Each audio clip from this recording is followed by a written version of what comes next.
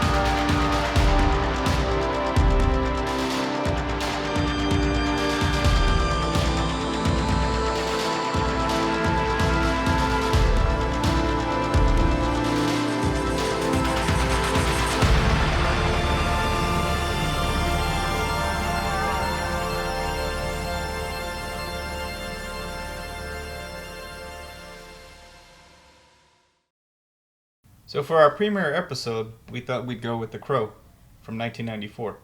So the movie stars Brandon Lee, Ernie Hudson, Michael Wincott, Rochelle Davis, Bai Ling, Sophia Shinas, Anna Thompson, David Patrick Kelly, Angel David, Lawrence Mason, Michael Massey, Tony Todd, John Polito, and Marco Rodriguez. This was Brandon Lee's third major Hollywood film that was supposed to be his breakout role and catapult him into superstardom.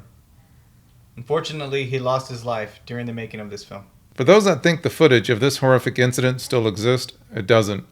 Director Alex Proyas destroyed the footage. So the film is about a young couple, Eric and Shirley, who are murdered by an unruly gang for filing a complaint about their living conditions. Eric? Department of Housing. Code violations? Safety hazard? Place looks fine to me. Let's redecorate. Eric returns to the land of the living 1 year later to set the wrong things right and is given superhuman powers to help complete his mission. It's because of his love of Shelley that he is able to return. So this movie has some really great one-liners. Tell them. Like when the bad guys are at the bar. Fire it up! Fire it up! Fire it up! Fire it up! Fire it up! Fire it up! Fire it up! We're probably going to cut that out. Why? You don't like it? When Albrecht and Eric meet for the first time, Police, don't move. I thought the police always said freeze. Well, I am the police. When I say don't move, Snow White, you move, you're dead. And I say I'm dead. And I move. When Tintin first encounters Eric. The fuck you all painted up for, crackhead, huh? Halloween ain't till mañana. and at Gideon's when Eric knocks on the front door. Suddenly, I heard a tapping, as of someone gently rapping at my chamber door. You heard me rapping, right? What about when Eric is talking to Albrecht at his home? Little things used to mean so much to Shelley. I used to think they were kind of trivial. Believe me, nothing is trivial. Or when Eric is about to leave Albrecht's. Are you gonna vanish into thin air again? I thought I'd use your front door. So, Bill, tell me, what was the best scene of the movie for you? The best scene for me is the final shootout in Top Dollar's penthouse right above his club, and he's taking out every single gangster there. And then there's a scene where he actually grabs a sword, and it zooms into him, and he just says, "You're all going to die." Dude, you just gave me some goosebumps. The scene gives me goosebumps. Hell yeah. So what did you think was the best scene? I'm going to say it was when Eric entered into Fun Boy's bedroom, and Fun Boy shoots him in the hand, and Eric starts laughing, turns around, and his hand heals. It's an amazing scene. That one gives me goosebumps. Does it? No. Okay. I'm just kidding. So what did you think the best kill of the movie was? All right. Best kill of the movie. T-Bert in his car, strapped up, recognizes Eric, and he's like, "I know you, but you're not you." I know you. I knew you. I knew you. But you ain't you. You can't be you. We put you through the window. Bash the devil stood and felt how awful goodness is. I felt how awful goodness. So Eric sends him on his way, and before he leaves a lighter fluid layout of the crow. That is a damn good scene, isn't it? It's a very good scene. He fired it up. No?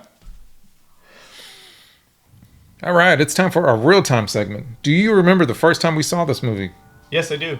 Me and you went to our local shopping center where they still had a movie theater and we were able to watch this movie. And I know I loved watching it the very first time and every time since. However, tell them, right? I thought it could have used a little bit more martial arts. I mean, it was Brandon Lee. I was expecting him to, have a lot more martial arts in this movie, but after seeing it, another 100 times, I was like, you know what? The movie doesn't need it. The movie is perfectly great without the martial arts that I wanted, but still a good movie. And the funny part is this film is so great and it's not even the actual finished film that they were going to use. Yeah, exactly. And this movie was a huge part of our lives as teenagers. I think we quoted this movie nonstop for about 3 or 4 years, maybe longer. I don't know. I still quote the movie today sometimes. Yeah, that's how big of a movie this was to us when we first saw it. So there you have it. So for you at home, what makes this movie great and why should you watch it? The way Brandon Lee has amazing chemistry with everyone is worth watching it alone. But we also have a gang of bad guys that set the bar high for future bad guys. They all bring something to the table and every one of them have their own moment to shine when they take on Eric. The movie itself is very entertaining and action-packed. It even has a wicked guitar solo and one of the best movie soundtracks of all time. Does this movie still hold up? For being 28 years old, it still holds up extremely well. The movie almost feels timeless. This movie feels like it can be placed in any decade and feel right at home. So Ray, what would you rate this film? I'm going to go with a 9.5. This movie to me is near perfect. I love this movie. 9.5 is what I'm going to go with. I agree. It's still one of my most favorite films. And being that it's not even a finished film, as I said earlier, it still ranks very high for me. So there you have it, folks. The movie is a 9.5. This is one of the best action comic book movies from the 90s. Brandon Lee is amazing in every scene and really brought this character to life, which in turn has made it nearly impossible for anyone else to take on the mantle of being the Crow. Okay, folks. Thank you for watching this episode of Throwback Theater with Bill and Ray. If there's a movie you want us to watch and review, let us know in the comments below. Just remember, it has to be before the year 2000, and we'll see you guys next time. Bye.